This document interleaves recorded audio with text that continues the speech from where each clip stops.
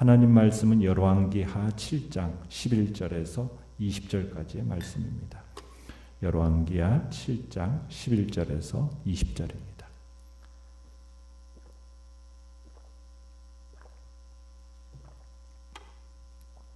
열왕기하 7장 11절에서 20절 우리 한 목소리로 같이 읽겠습니다. 시작. 그가 문지기들을 부르매 그들이 왕궁에 있는 자에게 말하니 왕이 밤에 일어나 그의 신복들에게 이르되 아람 사람이 우리에게 행한 것을 내가 너희에게 알게 하노니 그들이 우리가 줄인 것을 알고 있으므로 그 진영을 떠나서 들에 매복하고 스스로 이르기를 그들이 성읍에서 나오거든 우리가 사로잡고 성읍에 들어가겠다 한 것이니라 하니 그의 신하 중 한 사람이 대답하여 이르되 청하건대 아직 성중에 남아있는 말 5마리를 취하고 사람을 보내 정탐하게 하소서. 그것들이 성중에 남아있는 이스라엘 온 무리 곧 멸망한 이스라엘 온 무리와 같으니이다 하고 그들이 병거 둘과 그 말들을 취한지라. 왕이 아람 군대 뒤로 보내며 가서 정탐하라 하였더니 그들이 그들의 뒤를 따라 요단에 이른즉 아람 사람이 급히 도망하느라고 버린 의복과 병기가 길에 가득하였더라. 사자가 돌아와서 왕에게 알리니 백성들이 나가서 아람 사람의 진영을 노략한지라.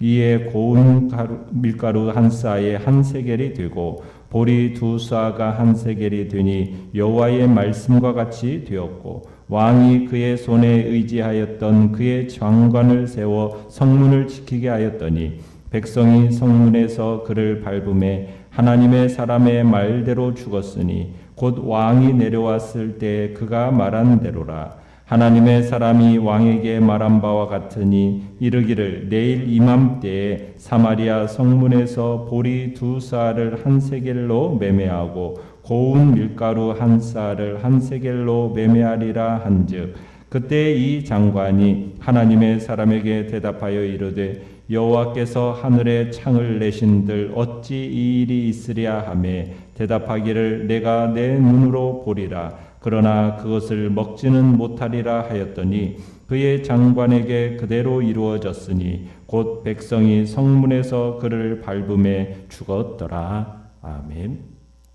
오늘 말씀의 제목은 여호와의 말씀과 같이 되다라는 제목으로 말씀을 나눕니다.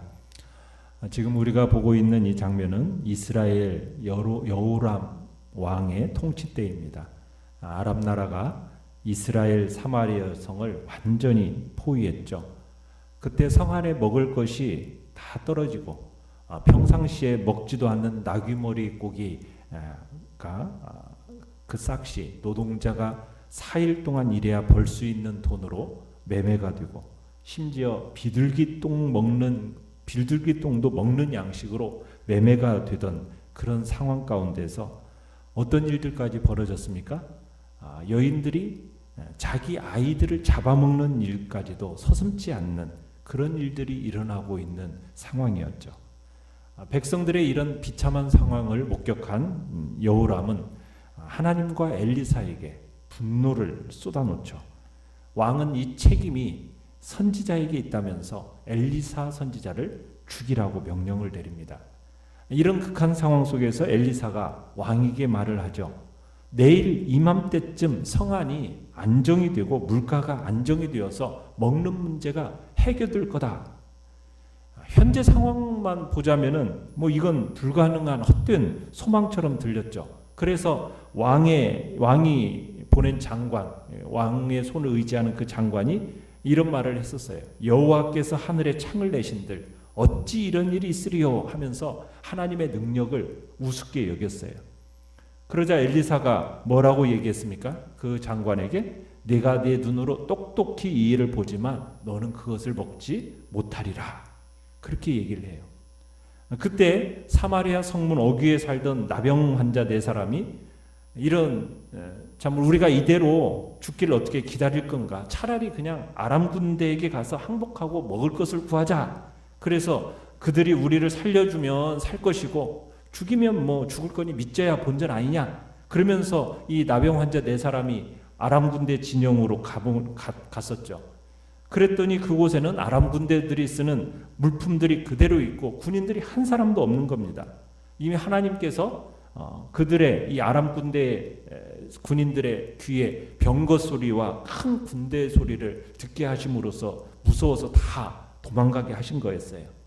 나병 환자 네 사람은 그 어디에도 아람 군인이 없다라는 것을 알고서는 여기저기 들어가서 약탈하고 먹고 마시기 시작합니다. 그렇게 한참을 하다가 한 친구가 말하죠. 우리가 이래서는 안 되겠다. 오늘 이렇게 아름다운 소식이 있는데 우리끼리 이러고 이 밤을 보낸다면 하나님의 벌이 우리에게 임할 것이다. 빨리 이 사실을 왕궁에 알리자. 이 사실을 제안하고 성으로 달려가서 이제 문지기에게 이 사실을 알리게 된 겁니다. 오늘 11절은 바로 그 장면에서 시작이 되는 겁니다. 문둥병 환자들의 보고를 들은 성문 문지기가 이제 기뻐 소리치면서 이제 왕에게 이 사실을 보고하게 되죠. 자, 내용 관찰 문제 1번을 보시면 아람 군대가 물러갔다는 기쁜 소식이 전해졌지만 왕과 신하들의 태도는 어떠했습니까? 자, 12절부터 보시면 왕을 비롯한 고위 신복들이 모여가지고는 선뜻 이 이야기를 믿지를 못합니다. 그러니까 신중이라는 명분 아래에서 쉽게 움직이려고 하지 않는 겁니다. 기쁜 소식이 들려졌지만 그 기쁜 소식에 감사를 표하기보다는 의심의 말을 내뱉었죠. 뭐라고 생각을 한 겁니까? 이것은 지금 아람군의 유인책이다 라고 생각한 거죠. 그러면서 진상을 확인해 보자는 거예요. 그러니까 하나님을 모르는 사람은 끝까지 의심만 해요. 엘리사를 통한 하나님의 말씀을 무시하더니 이제는 구원의 소식을 듣고도 기뻐하기는커녕 적의 계략이라고 생각을 한 겁니다. 그러니까 이 여호람에게서는 믿음이라고는 찾아볼 수가 없습니다. 철저하게 하나님과 선지자를 불신하는 사람이 바로 이스라엘 왕이었던 겁니다. 우리는 하나님의 말씀이 우리에게 주어질 때 어떻게 보면 평범하고 또 분명하게 말씀을 하시면 우리는 그것에 대해서 이리저리 참으로 말씀을 따져서 그것을 의심하고 불신하는 것이 아니라 우리는 하나님은 진실하시고 하나님의 말씀은 분명하게 이루어진다는 사실을 믿고 아무 의심 없이 받아들여야 합니다. 그것이 우리가 하나님의 말씀에 대한 태도가 돼야 되겠죠. 자, 그런데 이것을 보다 못한 신하 중에 한 사람이 나병 환자들과 똑같은 논리를 펼치면서 이야기를 합니다. 13절에서 이래 주거나 저래 주거나 마찬가지니까 성 안에 남아있는 말 5피를 가지고 사람을 실어보내서 한번 정탐이나 해보자는 거예요. 그러니까 의심만 하고 있는 상황 속에서 이렇게 의심만 하면서 있느니 뭐라도 좀 해보자는 식으로 지금 이 신하가 이야기를 한 겁니다. 그러면서 이제 정탐꾼들을 보냅니다. 요단강까지 아람군의 그 퇴진 경로를 밟아보더니 작전상 막사를 비운 게 아니라 뭔가에 쫓기듯이 막 강을 건너가는 장면을 보게 된 거예요. 그게 확실하게 드러난 겁니다. 도망가면서도 얼마나 급했는지 15절에 보면은 무기도 버리고 군복마저도 벗어버리고 도망갔다고 얘기합니다. 그러니까 진짜로 아람 군대는 다 도망가고 그들의 의복과 병기가 길에 가득하다는 것을 발견하게 된 거예요. 그러니까 나병 환자들이 전한 소식이 사실 확실하다라는 것을 사실이다라는 것을 확인하게 된 거죠. 내용 관찰 문제 2번을 보시면 자, 정탐꾼들이 돌아와서 사실을 알리자 사마리아 성에서는 어떤 일이 일어납니까? 자, 정탐꾼들이 돌아와서 이 사실을 전하니까 이 소식을 듣고 왕이 뭐라고 말할 틈도 없이 한순간에 사마리아 성문이 열리면서 백성들이 물밀듯이 나가버립니다. 그러면서 이제 아람 진영을 막 향해 달리기 시작하는 거죠. 왜요? 아람 진영의 물건들을 약탈하려고 그런 겁니다. 그 약탈한 물건이 얼마나 많았는지 전날 엘리사가 말한 것처럼 16절에 고운 밀가루 한 스아가 한 세겔, 보리 2스아가 한 세겔에 거래할 수 있게 됐습니다. 하나님의 사람의 예언이 성취되는 순간이었죠.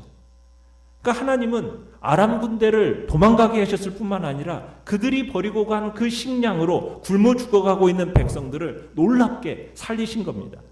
이 모든 것이 엘리사를 통해 하신 하나님의 그 말씀이 그대로 이루어지게 된 겁니다. 그러니까 어떤 절망 속에서도 하나님의 소망의 말씀은 반드시 이루어집니다. 자, 그런데 예언의 성취가 거기서 끝나지 않죠. 구원의 예언이 성취될 뿐만 아니라 심판의 예언도 그대로 이루어집니다. 분명히 구원이 있으리라고 하나님의 말씀이 전해졌는데 그 말씀을 듣고 비웃은 왕의 장관이 있었어요. 그 왕의 장관에게 왕이 성문을 지키는 임무를 맡겼어요. 그 성문을 지키다가 어떤 일이 벌어졌습니까? 홍수처럼 밀려오는 백성들에게 밟혀 죽고 말게 됩니다. 원래는 이 장관이 거기 있어야 할 자리가 아니에요. 그런데 여호람이 각별히 신임해서 그를 성문 관리로 임명했던 것 같습니다.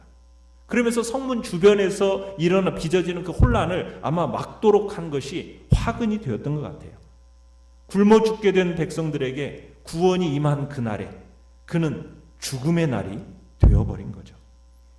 영과 묵상 문제 3분을 보시면 물자값이 폭락한 것과 말씀을 불신하던 장관이 죽게 된 것을 가리켜서 성경 기자가 여호와의 말씀과 같이 되었다고 반복해서 강조하는 이유를 묵상해 봅시다. 엘리사가 선포한 이 기적이라는 것은 어떠한 사람에게도 불가능한 일이었어요. 그러나 살아계신 하나님에게는 가능합니다. 하나님의 그 예언은 전능하시면서 거짓말하실 수 없는 하나님의 말씀이기 때문이에요.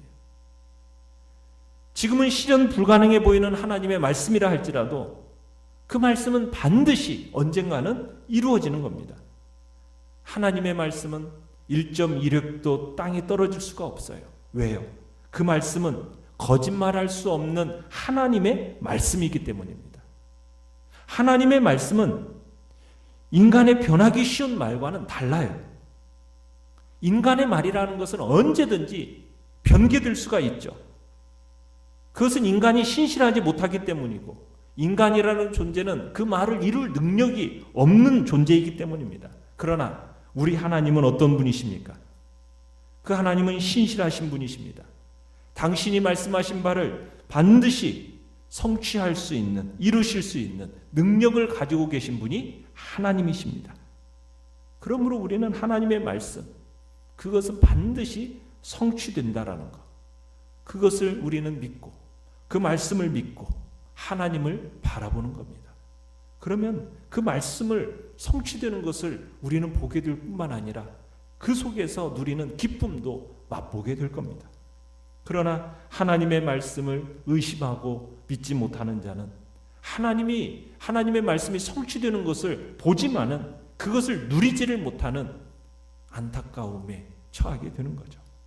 우리는 하나님의 말씀, 그분의 말씀을 절대 신뢰하고 오직 그분만을 바라보는 복된 자리에 있으시기를 바랍니다.